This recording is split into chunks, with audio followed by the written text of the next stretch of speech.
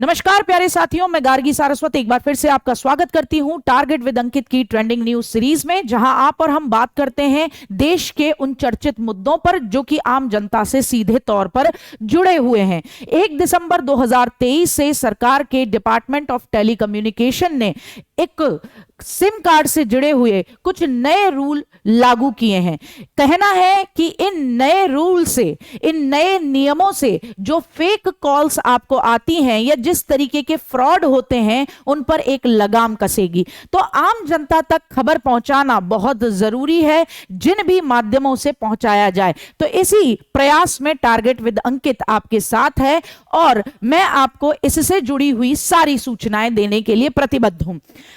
ये जो नए नियम सरकार के डिपार्टमेंट ऑफ टेलीकम्युनिकेशन के माध्यम से लाए गए हैं, ये 4 पहलुओं पर बात करते हैं। पहला ये कि नए सिम कार्ड के रूल क्या हैं। दूसरा ये कि अगर आपको नया सिम कार्ड खरीदना है तो आपको KYC यानी अपने कौन कौन से डॉक्यूमेंट जो आप लगाते हैं जिनसे कि आपके कस्टमर्स की यानी कि जो उपभोग करता है उनकी जानकारी डिपार्टमेंट ऑफ टेलीकम्युनिकेशन तक जाती है, उनमें आपको कौन कौन से अपने प्रमाण पत्र देने होंगे उसके बारे में। दुकानदार जो कि इस तरीके के सिम कार्ड बेचते हैं उनके बारे में क्या रूल हैं, और अंत में बात करेंगे एक ऐसे पोर्टल की जिसके माध्यम से आप पता लगा सकते हैं कि आपके नाम पर कितने सिम कार्ड चल रहे हैं और आपको लगता है कि ये सिम कार्ड में से कुछ कार्ड बिल्कुल फर्जी तरीके से चल रहे हैं, मैं या मेरे घर वालों में से कोई इनका उपयोग नहीं करता, तो आप उसी पोर्टल से उसे बंद करवा सकते हैं। तो फिर इस जानकारी की वीडियो को शुरू करते हैं। आप लोगों ने कई बार देखा होगा कि आपको फेक कॉल्स आते हैं या फ्रॉड कॉल्स आते हैं। आपने अपना कोई नंबर बंद करा दिया, लेकिन उससे क्योंकि आपका अकाउंट जुड़ा हुआ था तो अब आपको पता लगता है कि उसे पैसे निकलते ही जा रहे हैं क्योंकि आपका नंबर सिम कार्ड उससे जुड़ा हुआ था। तो इस तरीके की चीजों पर लगाम कसने के लिए डिपार्टमेंट ऑफ टेलीकम्युनिकेशन ने कुछ नए प्रावधान, कुछ नए रूल लागू किए हैं। पहली बात करते हैं दुकानदारों से लेकर। दुकानदार जिन्हें पीओस कहा जाता है उनके लिए कहा गया है कि अगर आप सिम बेचते हैं तो पहले आप अपना रजिस्ट्रेशन कराएंगे और फिर सरकार के साथ एक एग्रीमेंट साइन करेंगे कि आप गलत तरीके से सिम को नहीं बेचेंगे। अगर आपने एग्रीमेंट तोड़ा तो फिर आपको होगी 10 लाख रुपए का जुर्माना देने के साथ साथ सजा। तो ऐसी सिचुएशन में दुकानदारों पर भी लगाम कसी गई है। अब बात आती है कि इस सिचुएशन में डिपार्टमेंट ऑफ टेलीकम्युनिकेशन उपभोगकर्ता यानी आप और हम जैसे जुड़े हुए लोग जो कि इस्तेमाल करते हैं सिम का, उनके लिए क्या रूल लेकर आए हैं। तो भाई ये कहा गया है कि जब भी आप कोई नया सिम खरीदते हैं तो ऐसे में आपको अपना आधार लगाने के लिए दुकानदार कहता है। अब आपसे ये कहा जा रहा है कि आपको दुकानदार को अपना आधार कार्ड जमा कराने की जरूरत नहीं है ताकि वो उसका दुरुपयोग न कर सके। आधार कार्ड पर 2 तरीके की इंफॉर्मेशन होती है, एक तो आपका नाम होता है, डेट ऑफ बर्थ होती है और आपका एड्रेस होता है, इसे कहते हैं डेमोग्राफिक इंफॉर्मेशन। दूसरा होता है आपकी आंखों की पुतली यानी आयरिस का स्कैन करके और आपके हाथों की 10 की 10 उंगलियों यानी फिंगरप्रिंट का स्कैन करके, इसे कहते हैं बायोमेट्रिक इंफॉर्मेशन। पहले दुकानदार आपका पूरा का पूरा कार्ड रख लिया करते थे, आधार कार्ड, और उससे आपकी सारी इंफॉर्मेशन ले लेते थे। अब दुकानदारों को कहा गया है कि आप किसी भी ग्राहक से उसका आधार कार्ड फिजिकली नहीं जमा कराएंगे, केवल जो QR कोड होता है उसे ही आप स्कैन करेंगे और ग्राहक की डेमोग्राफिक इंफॉर्मेशन को ही लेंगे, ना कि उसकी बायोमेट्रिक इंफॉर्मेशन को। इससे सबसे बड़ा फायदा यह होगा कि आपके नाम पर आपके ही आधार कार्ड की डुप्लीकेट कॉपी बनाकर ज्यादा सिम नहीं बेची जा सकेंगी। तो यह लगाम कसी जाएगी दुकानदारों पर। तो याद रखिएगा, अब अगर नई सिम खरीदने जा रहे हैं तो अपने आधार कार्ड को जमा कराने की जरूरत नहीं है, बस अपना आधार कार्ड दिखाना है, उस पे जो QR कोड है दुकानदार उसे स्कैन कर लेगा। अब बात आती है कि अगर आप अपनी सिम चेंज कर रहे हैं, बदल रहे हैं, तो क्या है।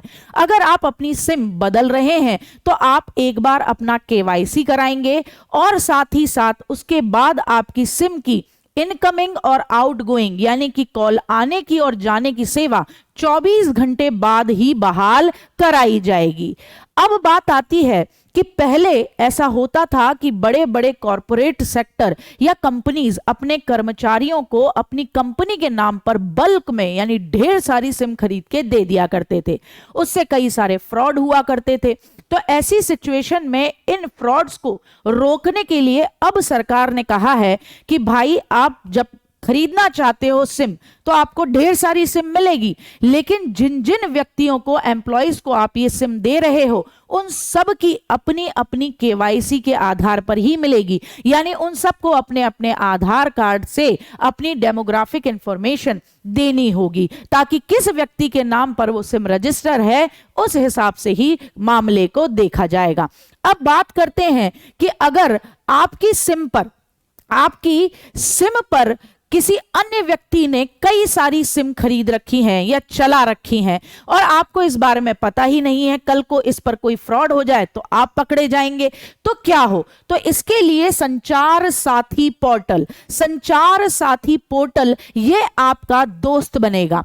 इस पोर्टल पर आप जब जाएंगे तो आप अपना आधार कार्ड का नंबर डालिए, आपको तुरंत पता लग जाएगा कि आपके नाम से कितनी सिम चल रही हैं। आपको लगता है कि इन सिम्स को मैं यूज कर ही नहीं रहा, ये तो अब वर्तमान में मेरे नंबर ही नहीं है, तो आप इसी पोर्टल के माध्यम से उन्हें बंद करवा सकते हो। इस पोर्टल का आज यानी कि 3 दिसंबर से पहले का रिकॉर्ड ये रहा है कि 66 लाख लोगों ने इस पोर्टल पर जाकर जब अपनी इंफॉर्मेशन चेक की तो उन्हें पता लगा कि उनके नाम पर कई सारी सिम क्या कर रखी हैं, शुरू हो रखी हैं, उनकी सुविधाएं ली जा रही हैं। तो उन्होंने कंप्लेन की जिसके आधार पर 52 लाख एक्शंस लिए गए संचार साथी पोर्टल के माध्यम से। 52 लाख सिम को बंद किया गया है और जहां पर सिम से अकाउंट भी लिंक थे फोन पे, पेटीएम के, ऐसे 8 लाख अकाउंट को फ्रीज किया गया। तो संचार साथी पोर्टल आपका साथी है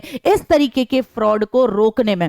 अब एक महत्वपूर्ण सूचना और अंतिम सूचना कि अगर मैं अपना कोई सिम कार्ड बंद कर देता हूं, उसके बाद किसी अन्य व्यक्ति को वो सिम कार्ड कितने दिनों बाद लागू किया जाएगा या प्रोवाइड कराया जाएगा।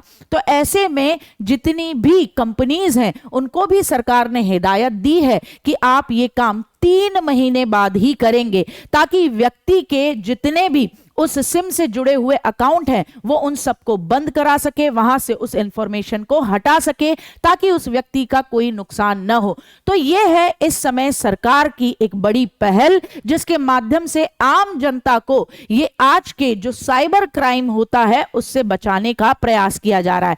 तो आप भी आज सबसे पहला काम यही करिए कि संचार साथी पोर्टल पर जाकर चेक कीजिए कि आपके नाम से कितने सिम कार्ड इश्यू हो रखे हैं और उनमें से कौन से आप नहीं चला रहे हैं। और एक और बात, एक व्यक्ति के नाम पर कितने सिम कार्ड हो सकते हैं? एक व्यक्ति के नाम पर 9 सिम कार्ड इश्यू हो सकते हैं। जय हिंद, जय भारत। मैं फिर मिलूंगी इसी तरीके की रोचक और महत्वपूर्ण जानकारी के साथ। तब तक के लिए धन्यवाद।